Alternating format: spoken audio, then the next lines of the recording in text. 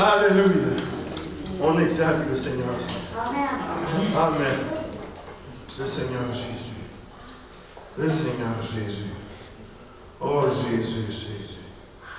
Seigneur, je rends grâce ce matin. Je remercie, Seigneur, mon Dieu, pour le Consolateur, pour le Saint-Esprit.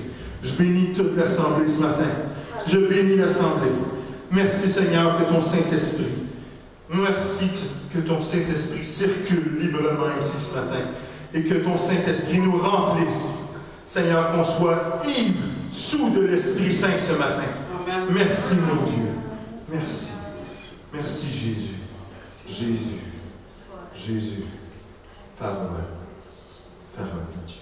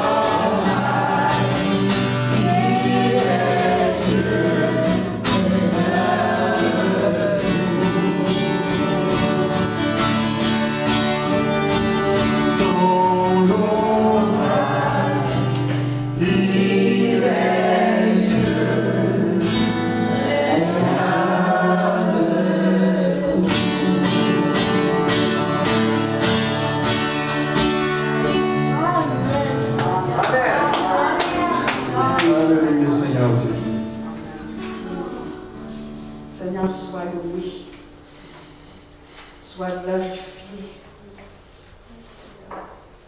Que nos louanges ce matin aillent jusqu'à toi. Que tu le reçoives comme un doux parfum. Que tu vois nos cœurs, comment on t'aime, Seigneur. Parfois, c'est dur de trouver les mots, mais regarde à chacun de notre cœur. De dire combien on t'aime, combien tu es précieux à nos yeux.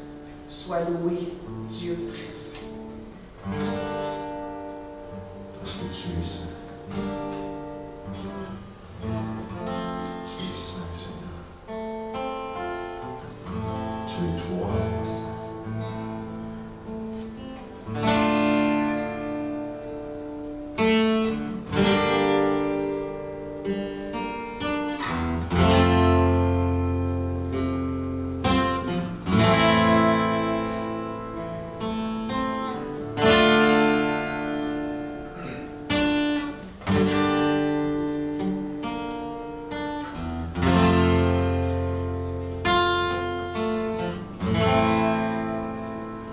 Just one look on your face,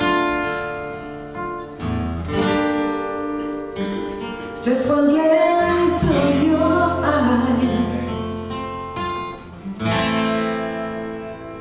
my whole world is changed, my whole world is changed. Oh, I seek only to see your face. I don't wanna go anywhere without you, God, without your presence. Oh, let me see your face, the beauty of your holiness, God. Take me into the only place, and only one word comes to mind. There's only one word to describe. Only one word comes to mind. There's only one word to describe. Holy, holy, Lord God Almighty. Holy, holy,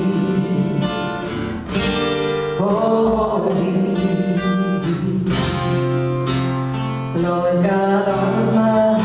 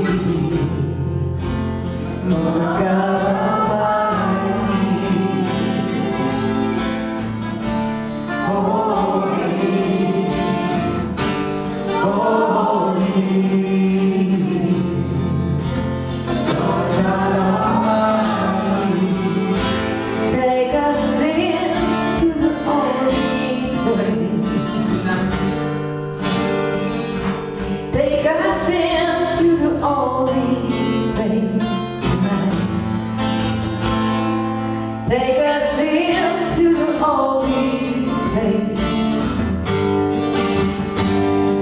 Take us into the holy place tonight.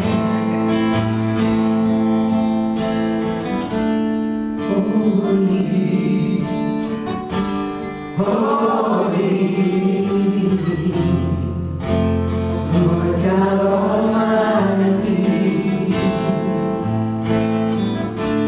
Holy, holy, Lord God Almighty. Holy, holy,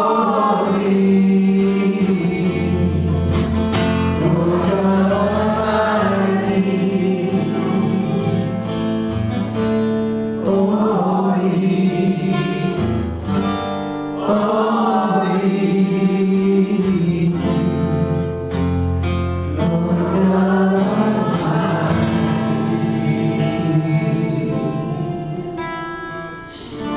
Oui, Dieu, tu es un Dieu très saint, un Dieu 3 fois saint, un Dieu d'un grand amour, un amour qu'on ne peut pas comprendre. Tu as même donné ton Fils unique afin qu'il vienne sur terre et qu'il soit sacrifié pour nous.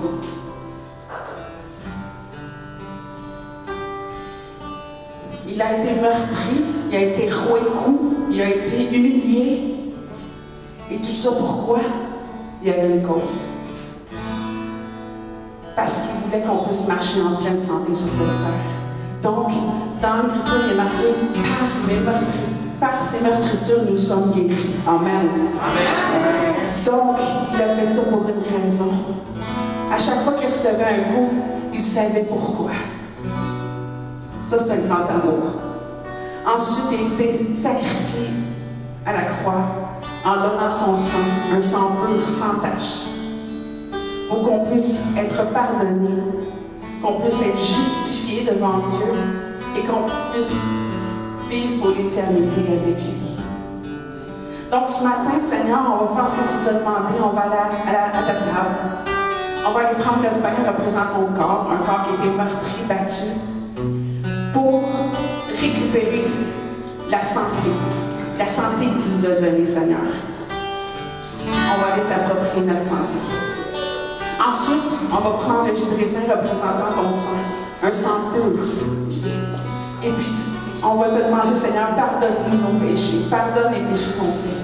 Aide-nous à qu'on ne pêche plus, Seigneur. Et tu es un Dieu merveilleux, tu pardonnes et tu oublies en même temps. Donc, on va faire ça en mémoire de toi, parce que tu nous l'as demandé et que nous sommes des enfants obéissants. Merci Seigneur pour ce grand amour, cet amour sans condition. Merci mon Dieu. J'ai prié dans le nom de Jésus. Amen. Amen.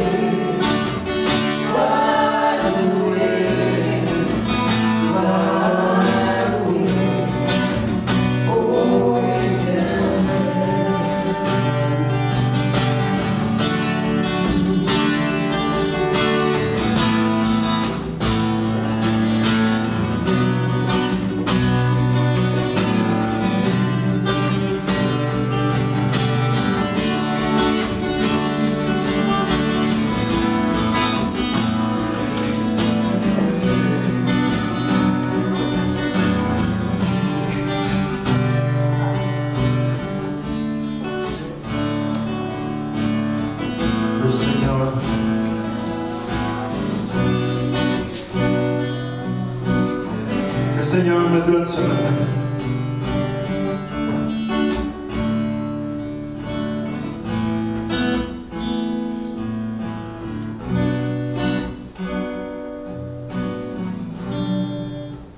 Ma sœur,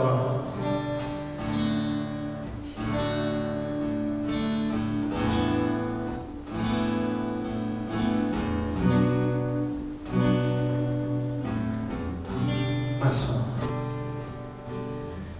ne crois pas les paroles du monde. Loin des yeux, loin du cœur, ça vient du monde.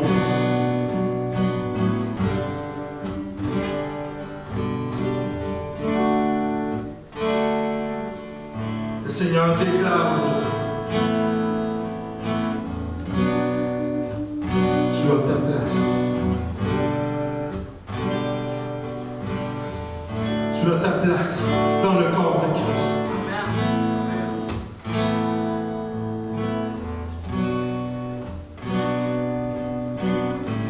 Et à chaque fois que tu auras besoin, à chaque fois que tu seras seul,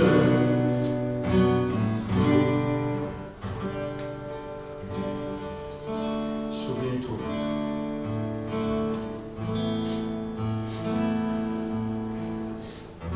L'assemblée,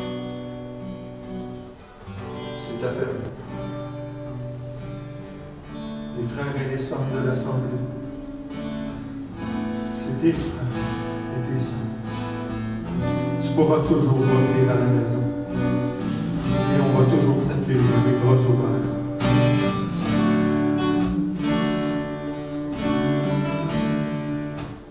Et si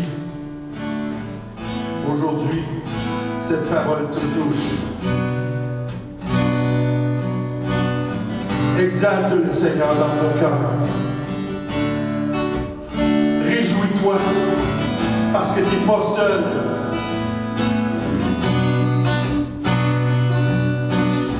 parce que tu as ta place.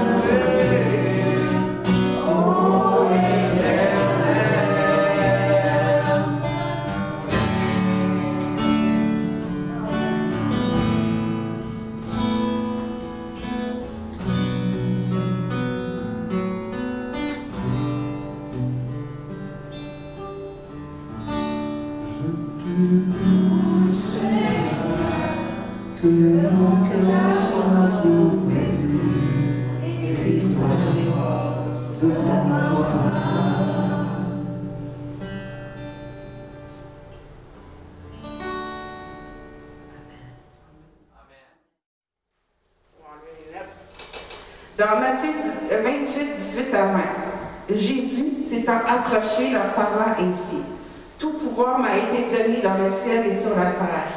Allez, faites de toutes les nations des disciples, les baptisant au nom du Père, du Fils et du Saint-Esprit, et enseignez-leur à observer tout ce que je vous ai prescrit.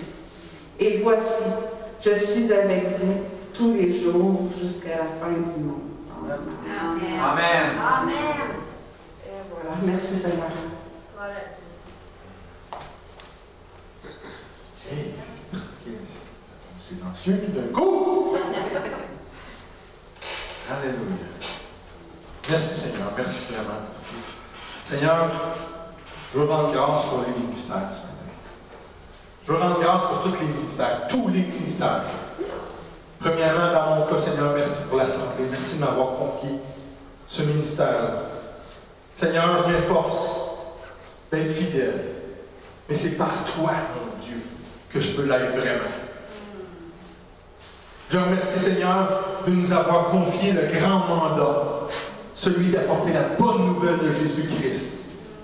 Merci pour ce ministère qui touche et chacun. Merci, mon Dieu, de nous fortifier, de nous rendre courageux dans ce ministère-là. Merci, Seigneur, de nous rendre audacieux, d'ouvrir la bouche devant les gens, devant le monde. Merci, Père. Et ce matin, Seigneur, je veux rendre grâce que tu aies suscité cette prédication. Seigneur, c'est toi qui l'as suscité. C'est pas moi, c'est pas mes pensées, c'est toi, mon Dieu. Et Seigneur, je te demande humblement de prendre le relais ce matin. Seigneur, d'utiliser ma bouche. D'utiliser ma bouche. Que ce soit ta parole, tes pensées, et non les miennes. C'est par le nom de Jésus que j'ai prié. Amen. Amen. Amen. Hey! Bon, c'est dormi. Alléluia. On va vous dire une affaire. À tous les jours, on devrait se lever tout excité pour ce qui s'en vient, pour ce qui est devant nous les croyants. Alléluia. Amen. Mais avant de commencer à s'énerver pour ce qui s'en vient, on va s'énerver ce matin, si vous le voulez bien. On va déclarer des choses ensemble ce matin. On déclare des réalités ensemble, des réalités de la parole, les promesses de Dieu pour notre vie, à chacun et à chacune. Pourquoi qu'on déclare ça? Parce que quand on déclare, tout comme Dieu a dit que la lumière soit, et la lumière fut. Dieu a tout créé par la parole, et nous aussi. La parole de Dieu nous dit que la vie et la mort sont au service de la langue. Donc ce matin, on va déclarer des choses de la vie, des promesses de Dieu pour nos vies. Amen. D'une seule voix et d'un seul esprit. Ensemble, s'il vous plaît, on va commencer. La minute que... Ah, je n'ai pas allumé mon truc. Ça va mieux quand c'est à on. Ouais. Merci Seigneur. Je reçois la vie et la santé dans tout mon être, parce que le Seigneur désire que je prospère à tous égards et que je sois en bonne santé comme prospère l'état de mon âme. Amen. Amen. Je ne manque de rien, car mon Dieu pourvoit à tous mes besoins selon sa richesse avec gloire en Jésus-Christ. Amen. Je suis juste parce que Jésus est le péché pour nous, afin que nous devenions en lui justice de Dieu. Amen. Je suis fils du Dieu vivant, car tous ceux qui sont conduits par l'Esprit de Dieu sont fils de Dieu. Amen. Je remplis les fonctions d'ambassadeur pour Christ, parce que par nous, Dieu exhorte les hommes à se réconcilier avec lui. Amen. Je suis une nouvelle créature, parce que je suis mort au péché avec Christ, et que je suis ressuscité avec lui en nouveauté de vie. Amen. Et cette vie est éternelle, parce que Dieu a donné son Fils unique, afin que quiconque croit en lui ne périsse pas, mais ait la vie éternelle. Amen. Esprit Saint de Dieu, je suis l'annuel de l'Église d'Assemblée, située à Sherbrooke, au Québec, et je te déclare que je suis intéressé aujourd'hui à connaître ta direction pour ma vie, dans le bilan parfait de mon Père qui est dans les cieux. fêter le Seigneur ce matin. Alléluia! Merci, mon Dieu. Merci, Seigneur. Merci, Père. Alléluia. Oh oui, Seigneur. Merci. Merci. Alléluia. Hey. Bon matin! Bon matin! Hey! Frères et mes sœurs dans le Seigneur Jésus! Alléluia! Alléluia! Vous êtes mes frères et mes sœurs. Vous êtes mes frères et mes sœurs. Je vous aime par le nom du Seigneur Jésus. Amen. Amen. Comment ça va ce matin? Ça va En bien. Jésus. Ça va bien. En Jésus. Des fois, ça va pas bien, mais en Jésus, regarde. Ah oui. Tout est merveilleux en Jésus. Amen. Le beau temps vient, hein, tranquillement. Quoique c'est un petit peu frisquant. Oui, pas mal. On est unis ici aujourd'hui pour parler du beau temps. Puis Non, de- non. Ben, en partie, oui. Ah? Hein? En partie, oui.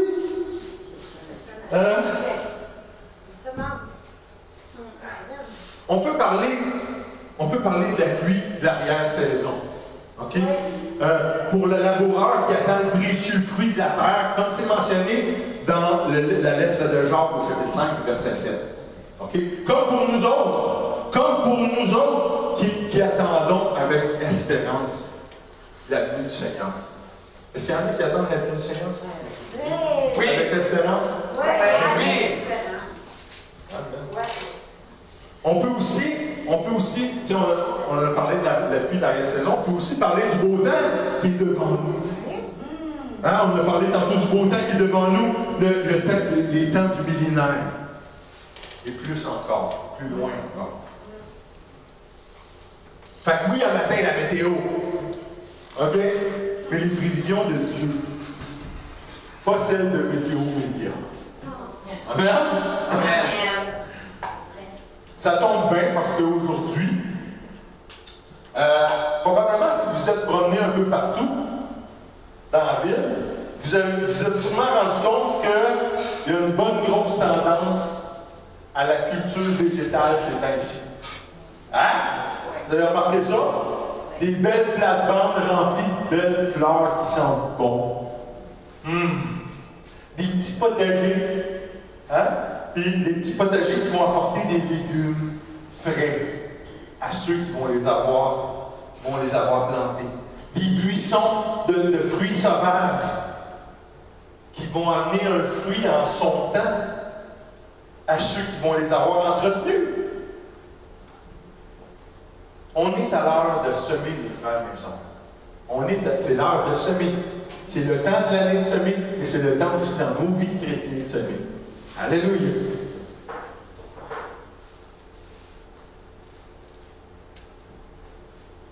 Quand on sème quelque chose, on est toujours excité de savoir comment ça va marcher. Moi, je vous témoigne un matin, ma femme Rachel, elle a planté des choses dans un petit jardin qu'on a fait en arrière de chez nous.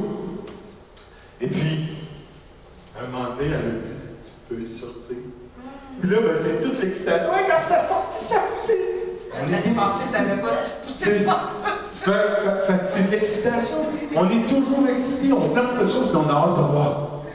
On a hâte de voir. Ça fait qu'on est en plein dedans. On est en plein dedans. C'est le temps de semer. C'est le temps. C'est aussi le temps de semer dans le corps de Christ. Amen? Amen. C'est le temps de semer. En fait, dans le corps de Christ, c'est tout le temps de semer. Il n'y a pas vraiment de saison particulière. Jésus nous a dit, allez. OK? Semez. Est-ce que vous êtes prêts? Oui. Est-ce que vous êtes prêts? Votre sac de semences, est-tu plein? Oui! Oui. Il déborde même le mien. Alléluia!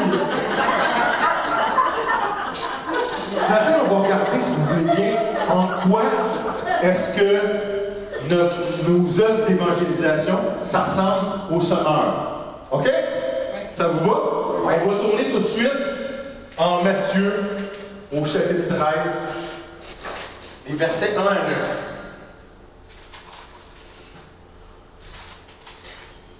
Il est écrit ce même jour, Jésus sortit de la maison et s'assit au bord de la mer.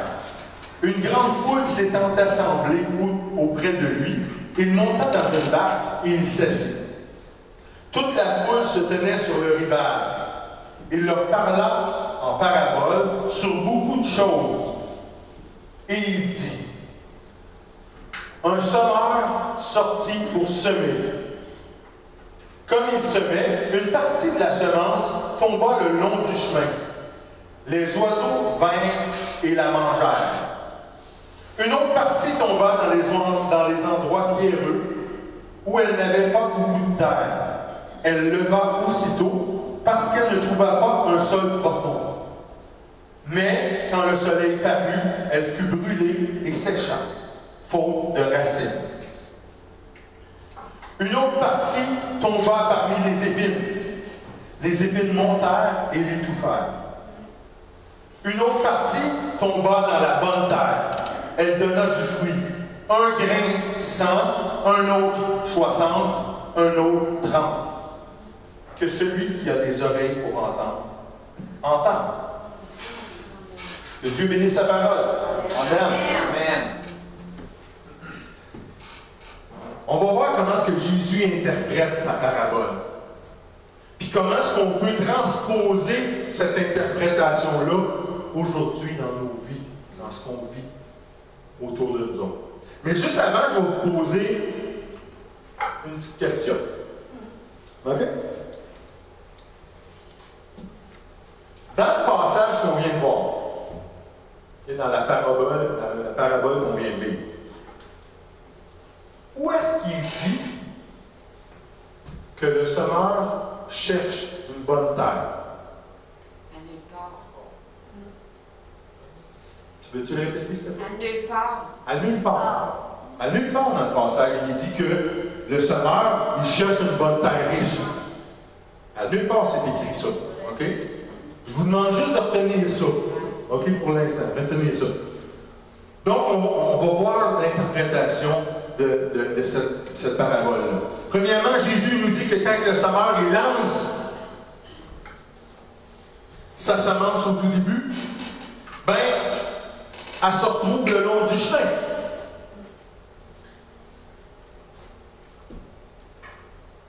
Le long du chemin. Ça veut dire à côté du chemin. OK? Ou si vous aimez mieux, en dehors du chemin. Je suis la vérité et la vie. C'est qui dit ça? Jésus. Donc la semence se retrouve, c'est bord du chemin, à découvert.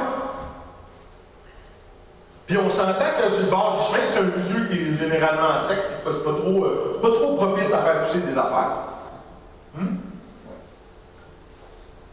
Puis elle se retrouve là, sans protection, ni rien. La semence, elle va rester là un peu de temps. Pendant un certain temps, elle va rester là. Mais le fait qu'elle est à découvert, un moment donné, les oiseaux vont la voir. Ils vont descendre, ils vont venir tout picorer, tout arracher ça. Ils vont défaire tout. Les oiseaux, c'est le diable qui s'y efforce. OK? On sème. On sème. On lance la semence. Les gens, ils écoutent, ou plutôt, ils font semblant d'écouter. OK, on va se dire les vraies choses. Parce que bien souvent, des fois, ils ont juste hâte qu'on disparaisse et qu'on arrête de les achaler avec ça. Hein? Mais nous autres, on le fait parce qu'on sait que c'est ce qu'il y a de mieux pour eux autres. Là, hein? C'est bon, amen? Oui, amen. Ils peuvent entendre quelques petits bouts de notre message, mais ils ne donnent pas tout de suite.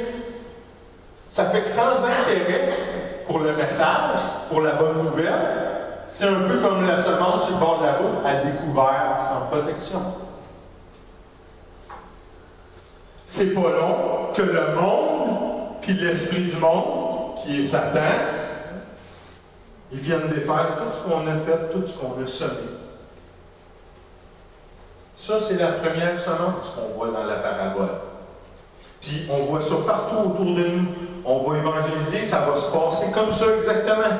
Dans certains cas. Ce qui est triste, par exemple, c'est que ça arrive même dans le corps de Christ. Puis là, il faut vraiment que vous ayez du discernement pour comprendre ce que je vais vous dire ce matin. Dans le corps de Christ, il y a des gens qui se disent croyants, qui se disent chrétiens, mais qui en fait ne sont pas sauvés. Et ce n'est pas par condamnation, ce n'est pas par jugement que j'amène ça ce matin. La parole de Dieu a dit que pour être sauvé, il faut que tu confesses le Seigneur Jésus-Christ. Mais avant ça, il faut que tu crois dans ton cœur. Croire dans son cœur, ça veut dire très sincèrement. Sûr, aussi sûr que ma tablette est rouge, je crois que parce que je crois en Jésus, je suis sauvé. C'est ça, croire. Hélas, il y a des gens qui ont confessé, qui ont dit la prière de confession, qui ont dit la prière de repentance, mais ils ne sont pas plus sauvés dans leur cœur. Et on le voit dans le corps de Christ, c'est dommage. Puis des fois, je prends cet exemple-là, mais c'est le premier qui me vient à l'esprit ce matin. Je connais des croyants, et encore une fois, je ne veux pas condamner rien, parce qu'il y a toujours moyen que ces gens-là se repentent de leurs gestes, mais je connais des croyants que, moi, il y a des croyants qui sont venus me voir et me disent « Hey, regarde, je me suis fait tatouer Jésus. »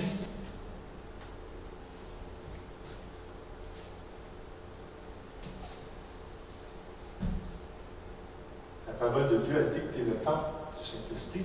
Ton corps, c'est le temple du Saint-Esprit. Fait que toi, là, chez toi, tu fais des graffitis sur les murs de ta maison. Puis les gens, ils tatouent avant de venir à Christ, je peux comprendre. Ils étaient dans le monde. C'est normal, ça arrive dans le monde, ça. Mais quand tu es à Christ, puis tu te dis, ah, je vais aller me faire tatouer. Ça, c'est l'esprit du monde.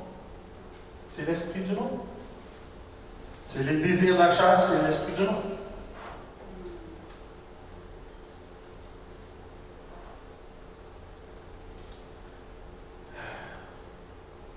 Ça n'enlève pas le salut pour autant, mais...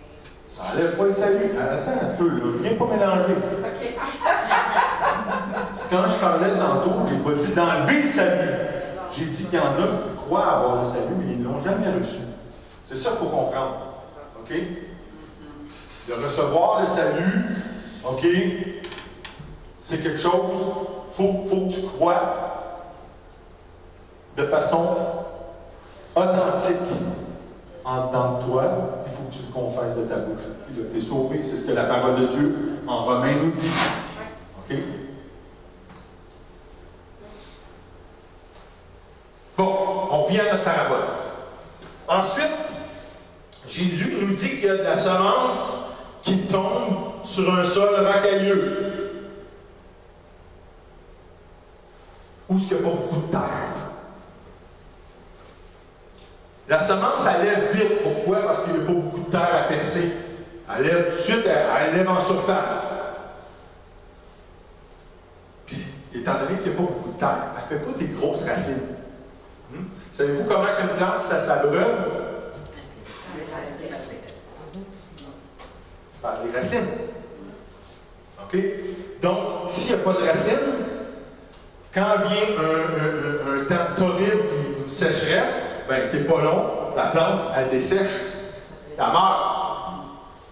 Hein? Ça, ce sont les croyants enflammés. Faites attention, je ne parle pas enflammés de zèle ou non, c'est pas ça que je parle. Mais il y a des croyants qui viennent à Christ qui sont tout feu, tout flamme. Moi, j'appelle ça les croyants feu de paille. Hein? Parce que ça brûle fort, ça brûle super fort, mais pas longtemps. Et c'est dommage. Bien souvent, oui, il y a une part de responsabilité, ces gens-là, mais bien souvent, nous, on n'a pas rempli notre part. Parce que quand on évangélise les gens, il faut leur faire comprendre qu'ils ont pris les premiers pas. dans une nouvelle vie. Mais ça ne s'arrête pas là. Maintenant, à partir de là, il faut grandir. Il faut maturer dans le Seigneur. Il faut grandir. C'est-tu important de grandir? Oui. Dieu, il veut-tu envoyer des petits enfants immatures? Non. Vous êtes sûr? Oui, on est Ah sûr. oui? Vous êtes sûr? Et ça d'où? La parole. La parole. Alléluia. Croyez pas ce que je dis ce matin, croyez la parole. Amen. Amen. C'est en Éphésiens, au chapitre 4. On l'a lu les semaines dernières.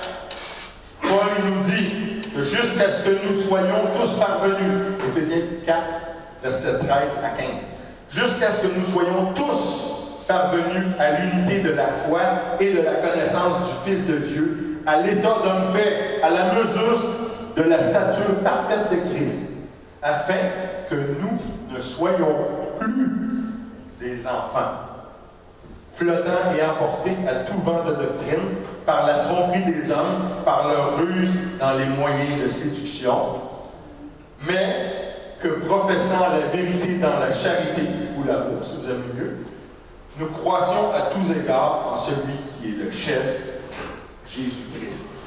Amen. Amen. Fait que Dieu, il veut-tu des petits-enfants? Non, non, on vient de le dire. Afin que nous ne soyons plus des enfants.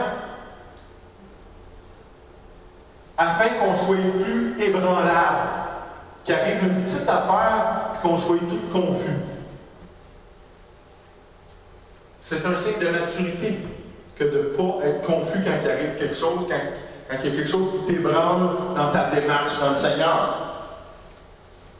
Oui, on peut rester des enfants dans un aspect. Notre foi. J'en ai déjà parlé. Hein? La foi d'un enfant, là, c'est ça qu'on devrait avoir tout le temps. Chacun d'entre nous autres. C'est la seule place qu'on devrait rester des enfants, c'est dans notre foi. Amen. Parce que quand j'étais petit, moi, mon père, il me disait, tu vas t'acheter un vélo. Je vais t'acheter un vélo. Je ne l'avais pas acheté encore. Je l'avais déjà. Pourquoi? Parce que je croyais en mon Père. Et on peut le croire dans le Père. Amen? Amen. Alléluia. Fait que c'est correct d'évangéliser puis d'amener les gens à Christ, mais pour tenir tout au long de la longue route, ben, il faut qu'une personne s'enracine. Il ne faut pas juste qu'elle pousse en surface, comme on a vu dans le passage, dans la parabole. Parce que c'est là qu'il y a des dangers de rétrograder puis de brûler au soleil. OK? C'est clair? Yes. Ensuite, il y a les épines.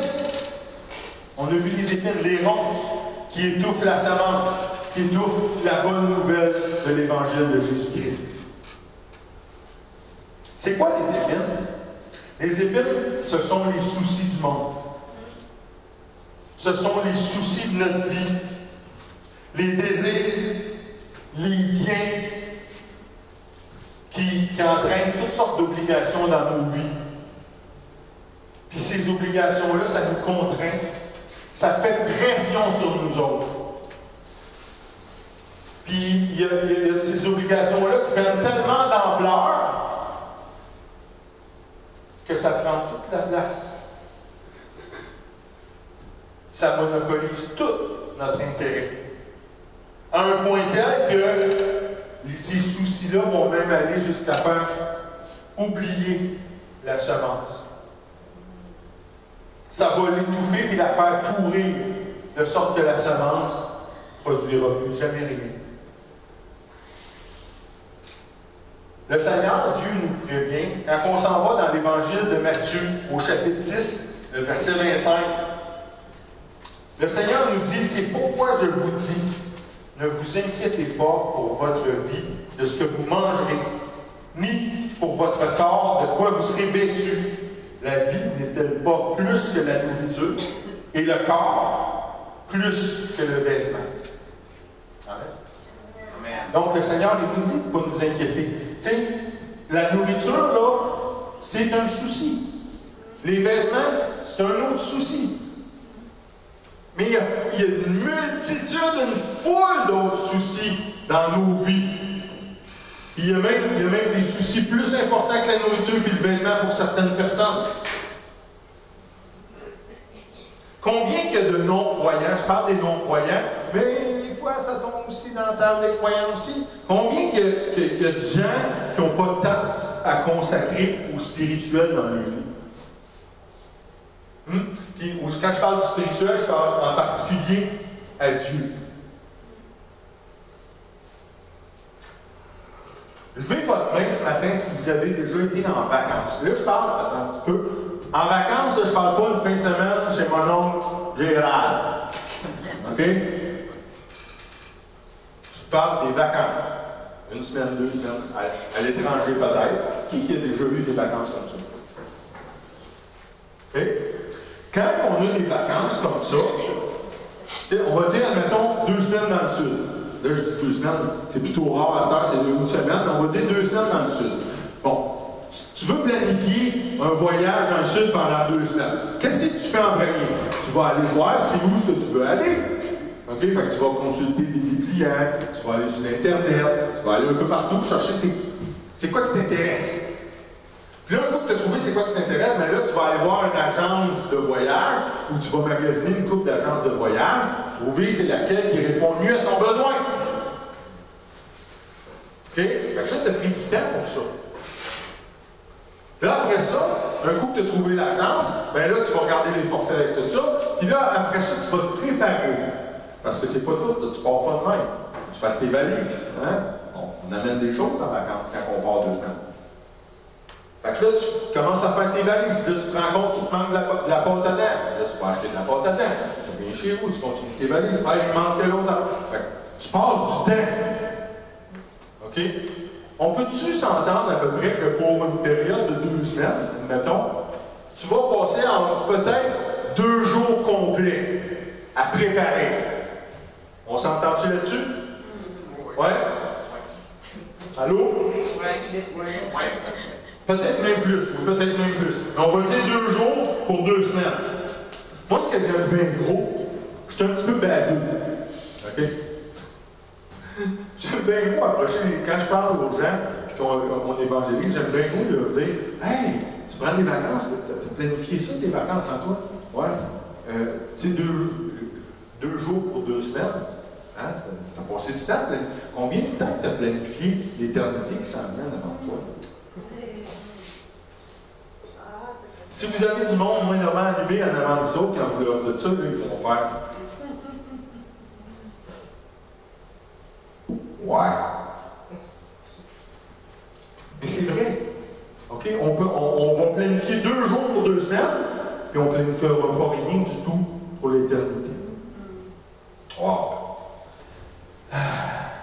Je reviens à la parabole. Je ferme la parenthèse. Puis on vient, là, c'est la bonne terre.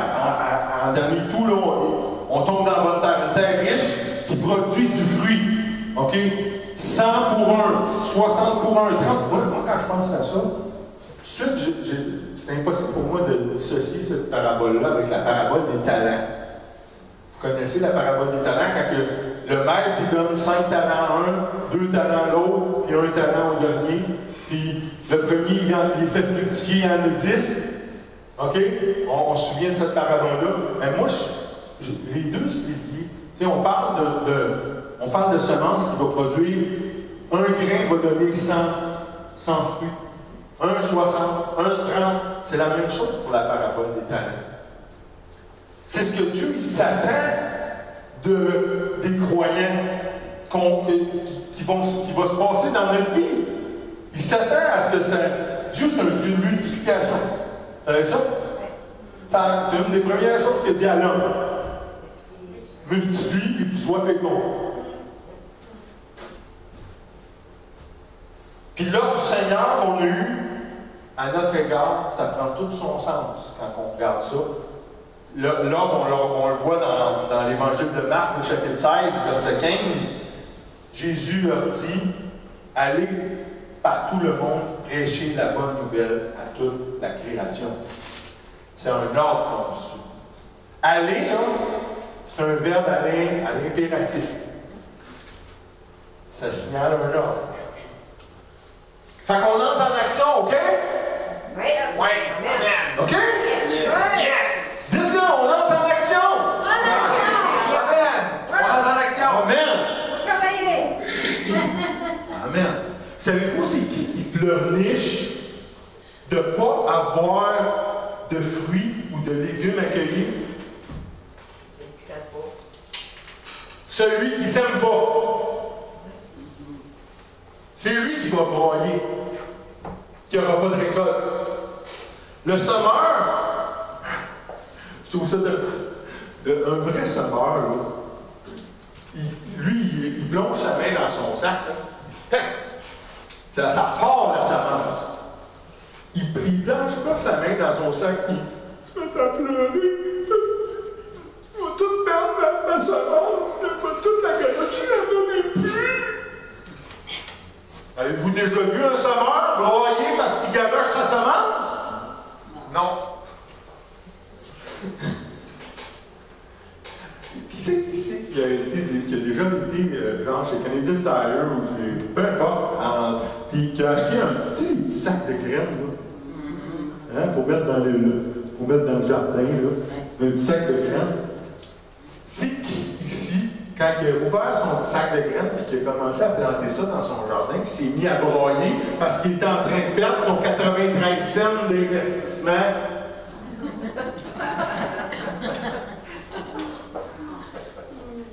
Ben non! Voyons! Il n'y a pas personne qui fait ça. Pourquoi? Pourquoi est-ce qu'on ne broye pas? Ben parce qu'on a l'espérance que ce qu'on vient de planter, là, ce qui va sortir, ça va être 1000 fois plus glorieux que ce qu'on a mis dans la terre. 1000 fois plus victorieux que la petite graine sec qu'on a mis dans le sillon. Une autre chose que le semeur ne fait pas, il passe pas à travers de son sac de graines, là, puis là, il tend ça sur la table, là, puis trier. Puis commencer à dire, oh, ben, regarde, ça, c'est une championne.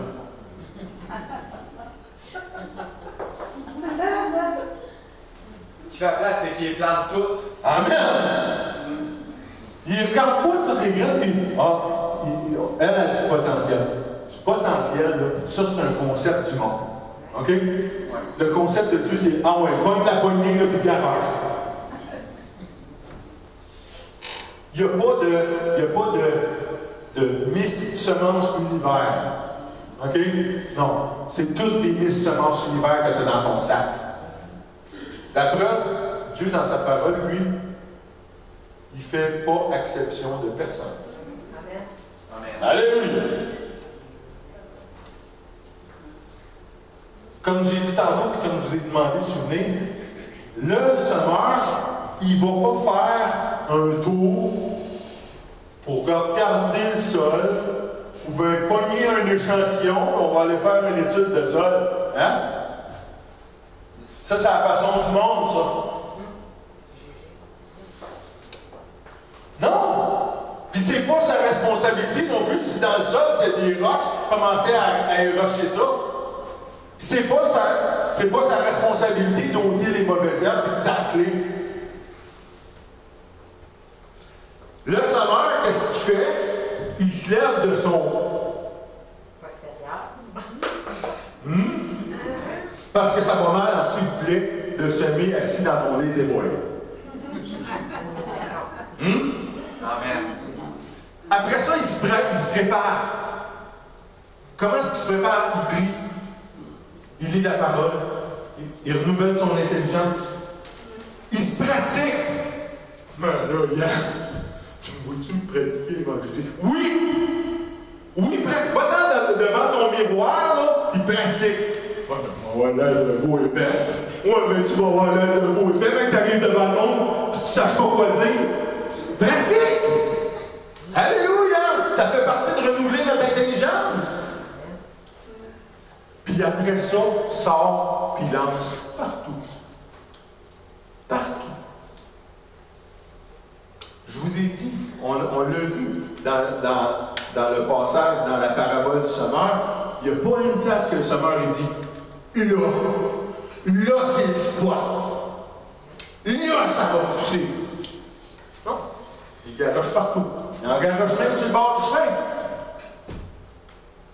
Puis il va recommencer encore. Le lendemain, il va se relever, puis ils vont picher encore sur le bord du chemin. Ils vont picher dans les roches, ils vont picher dans les épines, puis il va pogner de la bonne terre. Ça se peut aussi que tu arrives quand tu évangélises, que quelqu'un dit « Ah oui, moi, Jésus, j'ai déjà entendu parler de lui. » Ah ouais? Oui, non. T'as entendu parler de Jésus? Minute. On va aller chercher mon arrosoir. Hein? Parce que vous ne ferez pas juste semer. Vous allez arroser dans ces cas-là aussi. Puis quand tu es avec la personne, tu parles de Jésus, tu continues quand elle dit « Ah, mais je connais ça, moi, Jésus, j'ai entendu parler. » « Ah oui! » Puis là, tu embarques avec passion pour parler de Jésus, puis tu témoignes, tu partages ton témoignage. Puis tu témoignes des merveilles que le Seigneur a faites dans ta vie.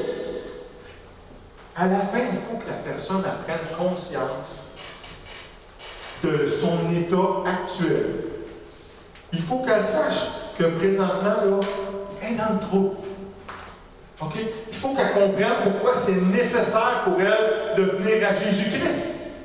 On n'oublie pas que pour être sauvé, comme je l'ai dit tantôt, ça prend deux choses. Il faut croire dans son cœur. Il faut confesser de sa bouche le Seigneur Jésus, Fils de Dieu, venu dans la chair, sacrifié à la croix et ressuscité dans les morts. Amen. Amen.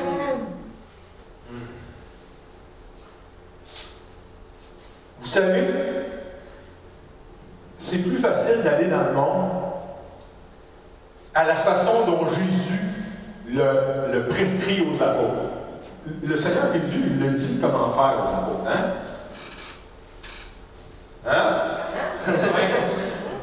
On va aller voir dans l'Évangile de Luc, au chapitre 10, le verset 1. Ça, c'est quand Jésus envoie les 70, les disciples. Après cela, le Seigneur désigna encore 70 autres disciples et les envoya 2 à 2 devant lui dans toutes les villes et dans tous les lieux où lui-même devait aller. 2 à 2. Savez-vous pourquoi? Dans le naturel, dans le monde physique, tu es toujours mieux d'aller dans l'étranger à 2. Parce que tu ne sais jamais ce qui peut arriver. OK? Ça, c'est la raison physique. Pour s'aider physiquement. Il y a aussi une raison spirituelle. Parce que quand tu vas approcher quelqu'un, tu peux peut-être commencer à parler, mais finalement, tu n'as aucun. Ça ne connecte pas. Tu ne rejoins pas cette personne-là. La personne qui est avec toi, peut-être qu'elle va rejoindre. Ou peut-être que toi, tu vas amener des choses, puis elle va compléter. Toi, tu vas semer, puis elle va arroser. Alléluia. Hey, c'est bien fait, hein? Alléluia, oui, c'est bien fait. Amen. Mais 2, pas plus. Okay? Oui, je comprends que à des fois, il va 3, mais c'est parce que mettez-vous à la place de la personne qui se fait en guillemets rentrer dedans. Hein? Imaginez-vous là, il y a 10 personnes qui arrivent en avant de toi et disent Tu connais-tu Jésus? C'est intimidant un petit peu, hein? Ça peut même être oppressant pour les gens. Puis on ne veut pas que de prêcher la bonne nouvelle de Christ, ça soit oppressant. Fait qu'on peut, oui, Jésus nous dit de le faire 2 par 2, de le faire en équipe. Mais il ne faut pas non plus que ça devienne une activité. OK? Oui, il peut y avoir des activités. Une fois de temps en temps. Mais il ne faut pas que ça devienne systématiquement une activité. OK? Je m'explique. Évangéliser, là, ça devrait être une facette de notre vie quotidienne. Quotidienne. on ne devrait pas être obligé de se créer des événements, genre une journée, on va faire une journée d'évangélisation, ou on va faire un gros rassemblement, une croisade d'évangélisation. C'est tout correct de faire ça. Le corps de Christ en a déjà fait, et c'est correct de le faire. Mais ça ne devrait pas être systématiquement, pour évangéliser, ça nous prend ça. Non. Non. C'est quelque chose qui devrait se passer de façon habituelle. Évangéliser, là, ça devrait se passer de façon habituelle dans nos relations quotidiennes. Ça veut dire quoi? Nos familles, nos amis, nos voisins, nos collègues, les collègues de travail. Ça devrait se faire de façon naturelle. On ne devrait pas être obligé de dire, bon, là, je m'enligne une série de coups de pied puis je m'en vais évangéliser. Non. Ça devrait se faire normalement quand notre vie se déroule, dans les activités normales de notre vie. Trouvez-vous ça difficile d'aborder le sujet de Jésus avec les non-sauvés dans votre quotidien? C'est-tu difficile? Ça peut être difficile. C'est l'heure du petit truc de la semaine! Et cette semaine encore, vous pouvez bénéficier de ce conseil de façon absolument gratuite durant la prédication d'aujourd'hui.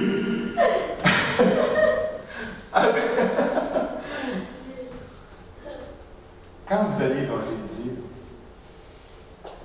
discutez avec les gens. Parlez. Le problème, c'est que trop souvent, on veut sauter trop vite à livrer le message de la bonne nouvelle de Christ. C'est correct d'avoir le goût de livrer le message de Christ, mais bien souvent, parce qu'on veut aller trop vite, ça nous rend maladroits. Donc, jasez. Dans la conversation, vous allez trouver des centres d'intérêt des gens qui vont vous emmener, qui vont vous ouvrir des portes à parler de Jésus-Christ. Amen. Oui, il faut écouter. OK? Donc, puis, j'ai un exemple qui me vient vite de même. À un moment donné, il y a quelqu'un qui parle avec quelqu'un, puis là, ça se met à virer les esprits. Mais tu sais, les esprits là, dans le nouvel âge, il y a un esprit chez nous, puis il se passe telle affaire. Puis... Ça, là, les esprits, là, le monde raffole de ça. Okay? Puis s'ils embarquent là-dessus, bien, détournez-vous pas de ça. Continuez, mais emmenez-les vers le Père des esprits. Dieu. Voyez-vous, il y a moyen de trouver toujours quelque chose dans une discussion avec les gens. Une autre chose que Jésus mentionne, quand il envoie, avant d'envoyer les 70, il envoie les 12. C'est 12 apôtres, OK? Puis, il mentionne quelque chose aux 12, si on vient d'un chapitre en Luc, l'Évangile de Luc au chapitre 9, verset 4, Jésus dit, dans quelque maison que vous entriez, restez-y, et c'est de là que vous partirez. Oh, wow! Quel conseil! Ça, c'est tout un conseil. On peut-tu voir là-dedans une façon efficace d'évangéliser? Hein? Oui. C'est les gens que vous allez évangéliser, ou que nous allons évangéliser, qui vont nous amener d'autres gens à évangéliser, ou bien qui vont nous ouvrir des portes pour aller vers eux. C'est ce que Jésus vient de dire. Il vient de dire, dans quelques maisons où vous réussissez à entrer, là, mais restez là. Puis c'est de là que vous allez partir pour évangéliser. C'est de là, c'est avec ces gens-là que vous allez évangéliser. Vous allez évangéliser leurs amis, leurs familles, etc.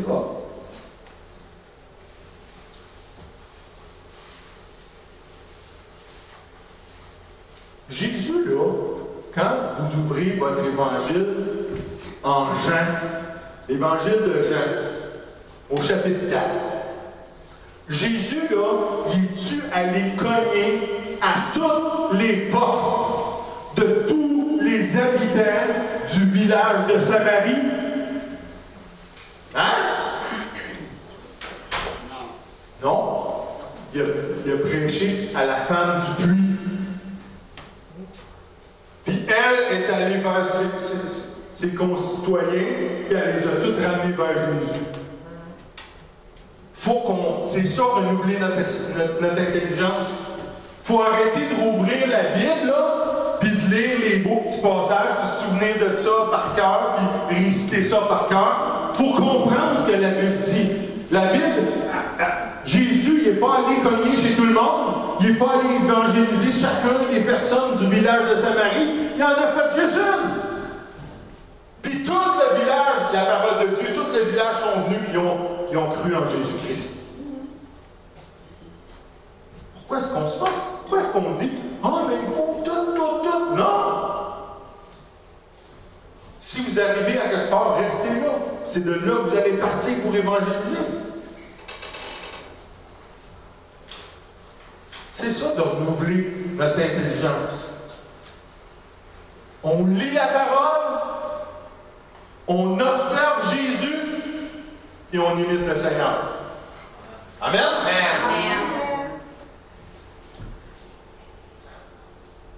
On a tendance à voir notre mandat de messager de la bonne nouvelle de Christ comme une montagne, comme un énorme obstacle à franchir. Et vous savez, souvent on le fait, mais on ne devrait pas se cacher derrière le fait qu'on ne veut pas déranger. Ça, c'est un trait, là, un trait de caractère typiquement québécois. Ah, mais je ne veux pas déranger. Je vous mets en situation. Admettons, là, il faut aller évangéliser aujourd'hui. Là, je vous disais, partez. Là, vous allez dire, ah non, je vais aller les déranger encore. OK. Je vous donne, à chaque personne que vous rencontrez, là, vous allez lui remettre 1 million. En même temps que la bonne nouvelle de Jésus-Christ, là, vous allez lui remettre 1 million. En même temps que vous évangélisez. Allez-vous les déranger? Ah ben là, c'est drôle, on ne les dérange plus. Parce qu'il y a de l'argent lié à ça. Mais voyez-vous une chose? Tu auras beau lui donner autant de millions qu'ils voudront, ils vont se ramasser à la même place après. Il faut qu'on explique, oui, on explique Jésus-Christ, oui, on enseigne que de venir à Christ, mais il faut leur expliquer aussi l'enfer, la géhenne, puis ceux qui vont se retrouver là, puis qu'il ne faut pas qu'ils se retrouvent là, eux autres y compris. Je sais que c'est dans notre nature de ne pas vouloir s'imposer sur les gens, mais les gens, là, ils ne savent pas c'est quoi qui les attend. Puis ils doivent savoir. La parole de Dieu a dit, mon peuple est détruit parce qu'il lui manque la connaissance. Et les gens qui ne connaissent pas Jésus-Christ vont être détruits parce qu'ils n'auront pas la connaissance qu'on devrait leur révéler. Puis quand ça va être le temps, là, hélas, ils ne pourront pas dire devant Dieu, je ne le savais pas. Tu ne le savais pas. C'est grave. C'est grave. C'est grave l'innocence, c'est grave l'ignorance. Je le sais que c'est dur. Je le sais que c'est impressionnant de partir et aller évangéliser. Je le sais que c'est un très gros, très gros géant. Et qu'est-ce qu'on fait des géants? On les mange, on les bouffe. Ouais, c'est notre pain. On les bouffe, les géants. Puis s'il le faut, on les bouffe. Regarde, comment tu bouffes ça? Comment tu manges ça, un géant? Une bouchée à la fois. Il y avait une bonne bouchée hier. Amen. Croque dans le pain. C'était bon en plus, hein? Oui, Hein? on n'est pas en train. Mes frères et mes sœurs, le sable, là, il est presque tout écoulé dans le sablier. C'est le temps maintenant. Quand? Maintenant. C'est notre temps. C'est le temps à qui? À nous. À nous. C'est le temps. Pourquoi? Priez. C'est le temps de briller. Puis d'amener d'autres personnes à briller avec nous. Au nom de Jésus-Christ. Amen. Finir ça en rond? Ouais!